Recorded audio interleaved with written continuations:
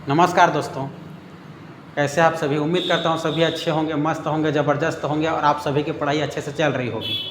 तो दोस्तों, हम लोग पिछले क्लास में आप लोगों का छत्तीसगढ़ के प्राचीन इतिहास के अंतर्गत सरबपुरी वंश पढ़े थे। ठीक है दोस्तों, उम्मीद करता हूँ आप लोग वीडियो देख लिए होंगे और यदि वीडियो नहीं देखे होंगे तो आप लोग पिछले वीडियो में जाकर देख लेना, तभी समझ में आएगा।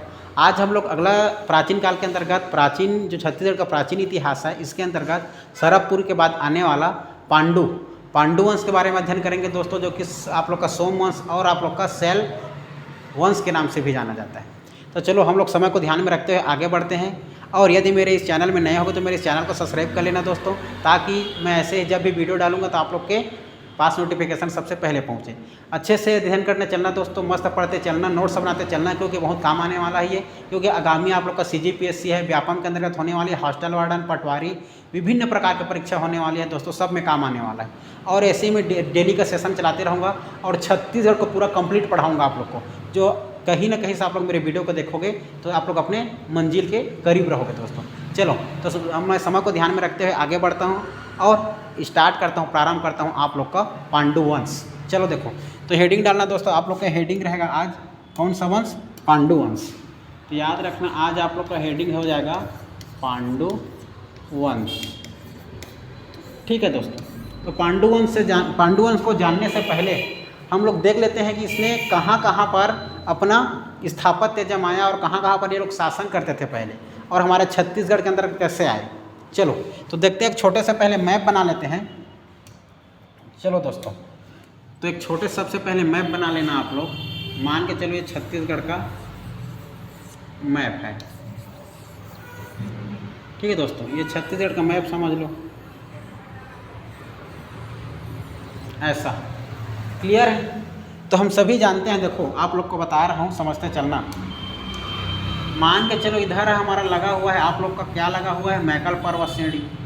क्लियर है, उम्मीद करता हूँ समझ रहे होंगे। यह आप लोग का कौन सा है दोस्तों? मैकल पर्वत श्रेणी। मैकल पर्वत श्रेणी के बाद इधर याद रखना एक जगह आप लोग कांकेर क्षेत्र। कौन से क्षेत्र? कांकेर क्षेत्र याद रखना, यह कांकेर क्षेत्र। कांकेर क्षेत्र के बाद याद रखना यहाँ पर एक जिला याद रखना आप लोग, महासमुंद क्षेत्र। ठीक है, याद रखना है, क्या याद रखना है? ये महासमुंद क्षेत्र। महासमुंद के बाद इधर पूरा याद रखना है आप लोग का उड़ीसा क्षेत्र है। कौन सा क्षेत्र है ये? पूरा उड़ीसा क्षेत्र है, लगा हुआ उड़ीसा क्षेत्र। क्लियर है दोस्तों? इस प्रकार चार क्षेत्र, एक मैकल पर्वत श्रेणी, दूसरा आप लोग का कांकेर, तीसरा महासमुंद और चौथा आप लोग का उड़ीसा। क्लियर है दोस्तों? तो इसने इस छत्तीसगढ़ के अंतर्गत चार क्षेत्रों में फैला हुआ था आप लोग का पांडु वंश, अर्थात सोम वंश और आप लोग का शैल वंश। ठीक है, तो चलो देखो, ध्यान में रखते हुए मैं आप लोग को समझाता हूँ, आप लोग अच्छे समझते चलो। चार क्षेत्र बताया हूँ दोस्तों, ठीक है। तो याद रखना आप लोग, तो इन जो क्षेत्र थे, इनके क्षेत्र शासन अलग अलग क्षेत्र में अलग अलग शासन करते थे। तो शासन के अनुसार इसको हम लोग के विभिन्न चार आधार से बांट सकते हैं। देखो यदि तो क्या कर से आधार से बांटे हैं, जैसे आप लोग समझते चलना। तो आप लोग याद रखना, सबसे पहले हम लोग इसको मैं समझाता हूँ। पांडु वंश है ना, पांडु लिखो, चाहे पांडु लिखो, चाहे सोम लिखो, सोम वंश लिखो, चाहे आप लोग शैल वंश लिखो। ठीक है, समझते चलना।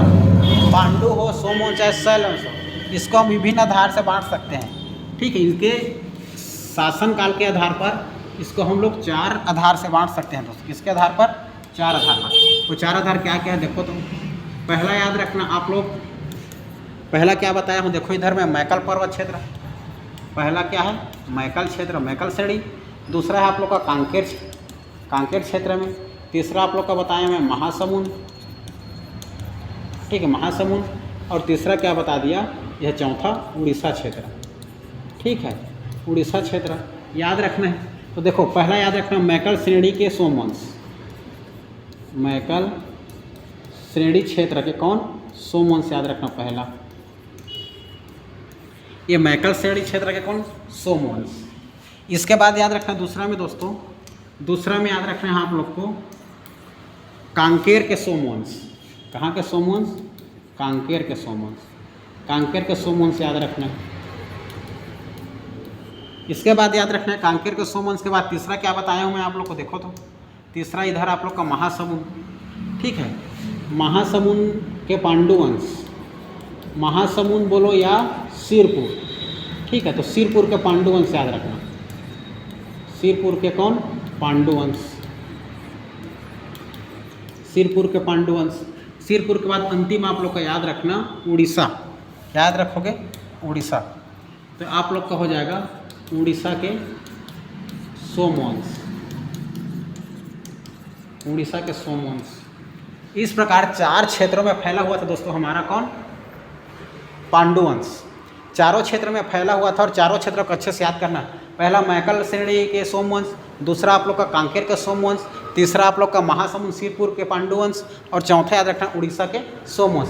चारों तरफ फैला हुआ था हमारा सोमवंश, जो कि हमें अध्ययन करना है। आप लोगों को किसको अध्ययन करना है दोस्तों? याद रखना आप लोग महासमुंद जो सिरपुर के पांडुवंश है, इसी के बारे में हमें अध्ययन करते चलना है। क्लियर है? तो याद रखना आप लोग इसको समझे, इसी महासमुंद सिरपुर के जो पांडुवंश है, इसी को हमें समझते चलना है, ठीक है। कि कौन कौन से काल में, कौन कौन से शासन ने, कौन कौन से व्यक्ति ने आए और हमारे छत्तीसगढ़ में शासन किए। महासमुंद अर्थात सिरपुर के जो पांडुवंश है, इसी का वंश क्रम से शासकों को अध्ययन करते चलेंगे, ठीक है। तो देखो कौन कौन से शासक ने हमारे छत्तीसगढ़ में शासन किया, ठीक है दोस्तों। तो याद रखना पहला, इसके अंतर्गत पहला व्यक्ति याद रखना, याद आ रहा है आप लोग को? पहला था आप लोग का उदयन, याद रखना उदयन। और इसी का पुत्र था इंद्रबल। कौन था? इंद्रबल, ठीक है।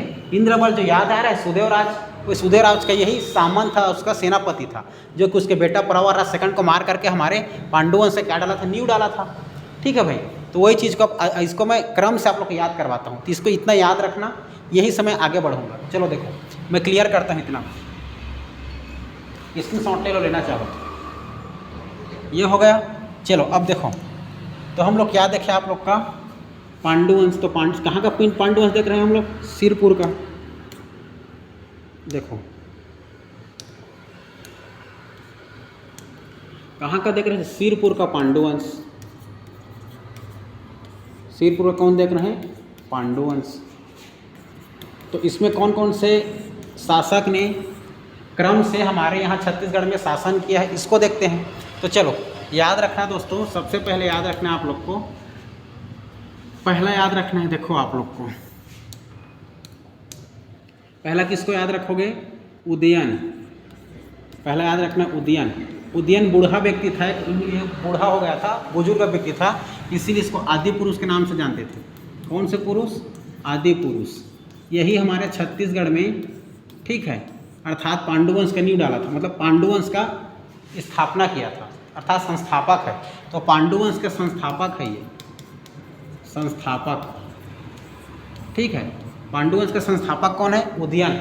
और उदयन का बेटा इंद्रबल, इंद्रबल ने यहाँ पर आकर अपना वास्तविक क्या किया? सत्ता स्थापित किया। फिर ये उसने अपना वास्तविक संस्थापक बना। याद रखना है उदयन के बाद याद रखना है आप लोग को दूसरा क्या याद रखना है? इंद्रबल। इंद्रबल याद रखना है। इंद्रबल कौन था? तो उदयन का पुत्र था, जो कि हमारे पांडु वंश का वास्तविक संस्थापक था, जो कि सुदेवराज के बेटा प्रवरराज सेकंड को मार करके हमारे छत्तीसगढ़ में इसका नींव डाली थी जी, पांडु वंश की नींव डाली थी। क्लियर है? इतने बातें याद रखना है। इसके बाद आखिर अब बढ़ो। देखो इंद्रबल के 4 बेटे, कितने बेटे? 4। तो 4 बेटे कौन कौन थे? देखो पहला याद रखना नन्नराज, नन्नराज याद रखना, नन्नराज प्रथम। दूसरा याद रखना नन्नराज के नर के बाद याद रखना है सूरबल। क्या याद रखना है? सूरबल। पहला नन्नराज, दूसरा सूरबल। ठीक है, इंद्रबल के पुत्र कौन है? नन्नराज और सूरबल। तीसरा याद रखना है ईशान देव, ईशान देव, ईशान देव। क्लियर है? ईशान देव के बाद चौथा याद रखना है आप लोग को भवदेव, भवदेव। इस प्रकार इंद्रबल के 4 बेटे थे। अब इंद्रबल के बाद याद रखना है आप लोग को नन्नराज, है ना? तो नन्नराज के और 2 पुत्र हुए। देखो कौन कौन से पुत्र हुए, याद रखना है उसको। ठीक है, नन्नराज के 2 पुत्र हुए। कौन कौन से? पहला याद रखना नन्नराज के पुत्र आप लोग महाशिव, महाशिव तिवार देव। महाशिव तिवार देव याद रखना है, किसका पुत्र है? उसका बड़ा बेटा नन्नराज प्रथम का बड़ा बेटा महाशिव तिवार देव, और दूसरा बेटा याद रखना है आप लोग को, दूसरा बेटा चंद्रगुप्त। चंद्रगुप्त याद रखना है, ठीक है, इतना याद रहेगा। इसके बाद महाशिव तिवार देव के एक और बेटा हुए, महाशिव गुप्त तिवार देव के एक और बेटा हुआ, उसका बेटा का नाम देखो, याद रखो, इसका बेटा का नाम था आप लोग का नन्नराज के नाम पर, नन्नराज सेकंड। तो नन्नराज सेकंड याद रखना दोस्तों, ठीक है, नन्नराज सेकंड, नन्नराज सेकंड याद रखना, क्लियर है। नन्नराज सेकंड किसका पुत्र था? महाशिवगुप्त तिवार देव का, अर्थात इसका नाती था नन्नराज प्रथम का, ठीक है। अब देखो चंद्रगुप्त के भी एक बेटा हुआ, चंद्रगुप्त के एक बेटा हुआ आप लोग का हर्षगुप्त, हर्षगुप्त याद रखना, हर्षगुप्त, ये हर्षगुप्त किसका बेटा था? चंद्रगुप्त, और हर्षगुप्त की पत्नी थी वासटा देवी। कौन? वासटा देवी, वासटा देवी, हर्षगुप्त की पत्नी वासटा देवी, जो हर्षगुप्त की मृत्यु होने पर कुछ समय के लिए शासन करती है, वासटा देवी, ठीक है। ये वासटा देवी के पुत्र थे, अर्थात हर्षगुप्त और वासटा देवी के पुत्र थे आप लोग का, याद रखना है यही महाशिवगुप्त बालार्जुन, महाशिवगुप्त, महाशिवगुप्त बालार्जुन, ठीक है। यही महाशिवगुप्त बालार्जुन के समय हमारा चीनी यात्री ह्वेनसांग 639 ईस्वी में क्या किया था? यात्रा किया था। हमारे भारत के समय हर्षवर्धन उस समय शासन में था, शासन करता था भारत में, और हमारे छत्तीसगढ़ में आप लोग का महाशिवगुप्त बालार्जुन शासन करते थे, जब हमारा चीनी यात्री ह्वेनसांग यात्रा किए थे, जो सियुकी की रचना किया था दोस्तों, ठीक है, याद रखना। इस प्रकार से पूरा टोटल आप लोग वंश याद रखना है। किसका वंश याद रखना है? हमारे पांडु वंश। इस वंश को, इस मतलब इस आप लोग का वंश को दोस्तों मैं अच्छे से डील करूँगा अगले वीडियो में, ठीक है। तब तक के लिए आप लोग से विदा लेना चाहूँगा। यदि मेरा चैनल में नए होंगे तो चैनल को सब्सक्राइब कर लेना दोस्तों, और लाइक भी कर देना, ठीक है दोस्तों। चलो आज के लिए इतना ही, फिर मिलेंगे हम लोग अगले वीडियो में। तब तक के लिए जय हिंद, जय भारत, जय छत्तीसगढ़।